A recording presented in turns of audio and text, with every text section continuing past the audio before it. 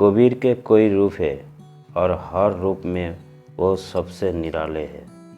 हर तरफ कबीर समाज की बुराइयों पर डंके की चोट पर हमला करते हैं, तो दूसरी तरफ जिंदगी को बेहतर ढंग से जीने के ऐसे सिंपल तरीके बताते हैं कि अगर कोई वाकई इन पर चले तो जिंदगी बेहद आसान हो जाए।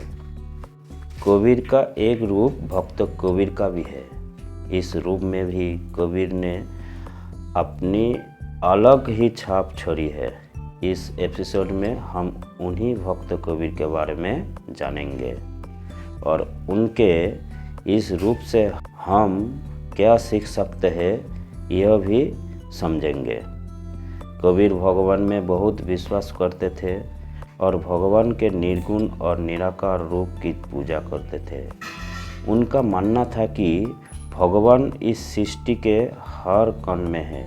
जैसे हवा को देखा या छुआ नहीं जा सकता है, सिर्फ महसूस किया जा सकता है, वैसे ही भगवान को भी अपने भीतर महसूस किया जा सकता है।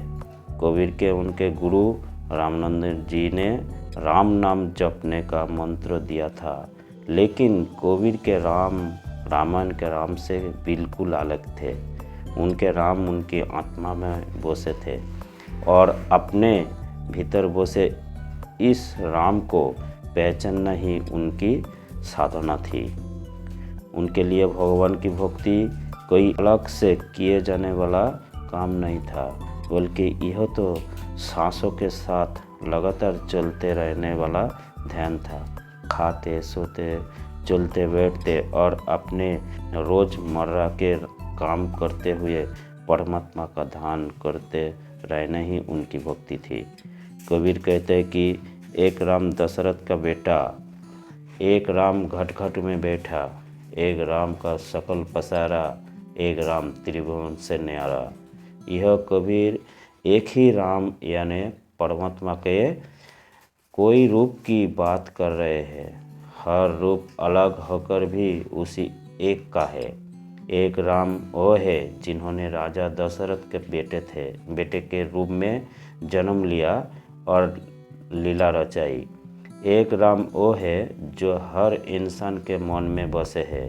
एक राम वो है जो इस दुनिया से परे है, परमब्रह्म है।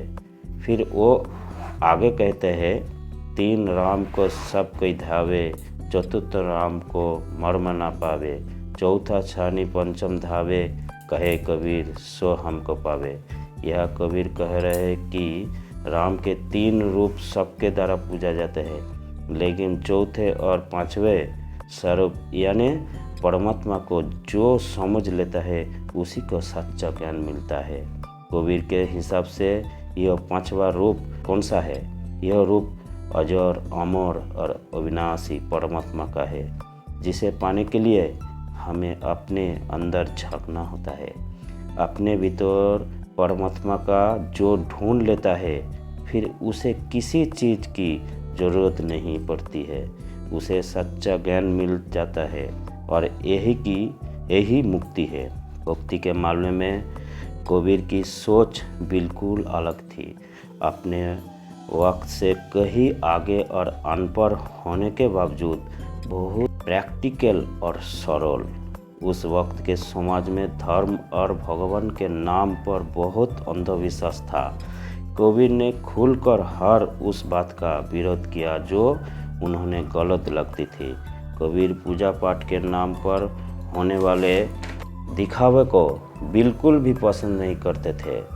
उनका मानना था कि जब भगवान हम सबके भीतर है, तो शोर मचाकर दुनिया को दिखाकर हम उन्हें बाहर कहाँ तलाश कर रहे हैं। अगर किसी को वाकई भगवान से मिलना है तो उसे कहीं जाने की ज़रूरत नहीं है, बस अपने मन में प्रेम से उन्हें ढूंढने की ज़रूरत है। वह कहते कि दशरथ सत्य हूँ लोक बखाना, राम नाम का मर्म है आना। यह मतलब यह कि राम सिर्फ राजा दशरथ के बेटा नहीं है, वह पूरी दुनिया में समाये हुए है और अपनी भक्ति से हम उन्हें पा सकते हैं। कबीर की सबसे बड़ी खासियत यह है कि वह हमेशा सीधा और सरल बातों में अपना संदेश देते थे।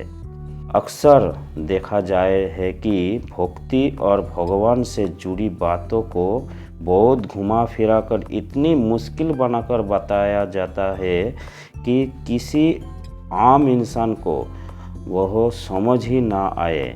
लेकिन कबीर ने हमेशा इस थोथे ज्ञान का विरोध किया। उन्होंने स्पिरिचुअल बातों को भी बहुत सिंपल तरीके से कहा ताकि वह सबको समझ आ सके। आज के दौर में कबीर का बताए भक्ति का रास्ता और भी रेलिवेंट रखता है, क्योंकि हम सब अपने भीतर के राम को भूलकर अपने मन की शांति के लिए जाने कहाँ कहाँ भटकते रहे हैं। शायद ही कोई हो जिसकी पूरी होती हो।